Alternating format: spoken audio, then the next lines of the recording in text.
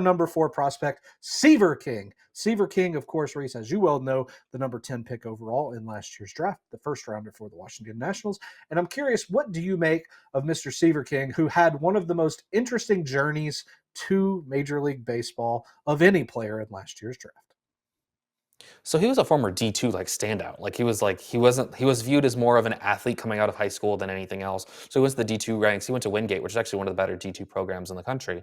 I believe it was him and Brody Hopkins, who we've talked about in the Rays episode, were both at the same school at the same time. But Seaver King he's got all these sort of tools, and it's just how does he put them together with a hit tool? He's got above average power. He's got plus run times. He's a good defensive shortstop as well. I don't think he's ever going to be a gold glover there, but I mean, with a team that's rolling out CJ Abrams at shortstop, I think that he definitely has a chance to sort of make his way in and force CJ Abrams off to center field or maybe second base. But ultimately, I think Seaver King is a lot of aggressive swing decisions, and I think that he needs to dial back a little bit. I think that there's just too much swing and miss in his game, especially on pitches in the zone. But he does run hot. There are points where he looks like one of the better hitters in baseball. The lack of approach sort of negates any sort of floor, but the ceiling with him, with his just pure bat to ball skills, is pretty impressive.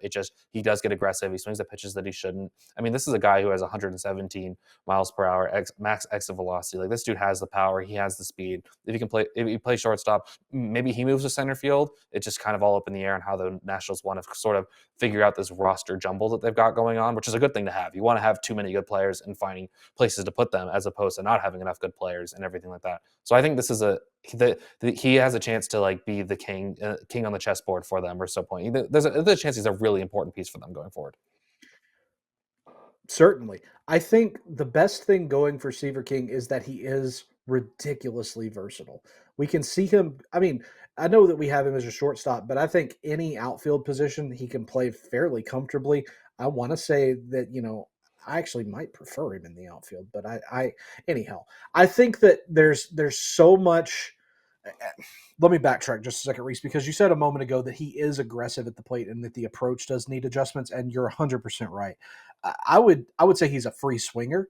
I would say, though, the thing that is most going for Seaver King is that he is such a real world baseball stud.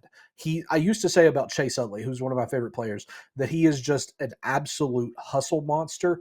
And I see a little bit of that in Seaver King because he is just double digit homer steals guy, powered by hustle, energy, quick hands at the plate that just whip the ball around.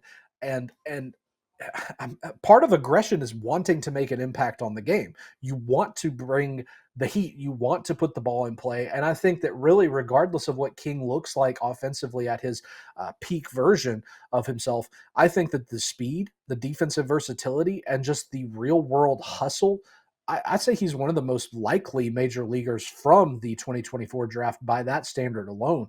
I'm curious, in terms of an FYPD slate, Reese, where do you have Seaver King? Because I've got him right now at about number 20. I know the team had him, at about number 20 in our most recent update. I had him at number 21. I think you guys are a little low on him. I think there's a chance that this dude is he's up pretty quickly, and he's just a roto fantasy contributor. Can he just be a really good middle infield option for a fantasy team? Can he also, if he goes out to center field, I think that it puts a little bit more pressure on his bat in a real life setting, because obviously you're technically moving down the defensive spectrum, moving from shortstop to center field. But I think that for his value, it can, he runs a little bit. I think that there's a lot to with him. I think 20 is a little low. Okay. Well, hey, I'm glad to hear that. And obviously, the more that I talk with people like yourself, I get to challenge my rankings. So he may be going up. So keep your eyes peeled on Prospects Live and all of our stuff to see whether or not he does. Because I think we're in agreement that Seaver King is a very high likelihood major leaguer who is going to find some way to impact the Major League Nationals. I agree. I think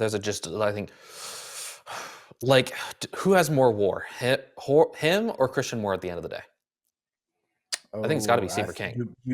You might be asking the wrong person that, honestly. I'm going to go Christian Moore, but I love the comparison that you're making here, because I think that King could be a lot of what my question marks for Christian Moore are.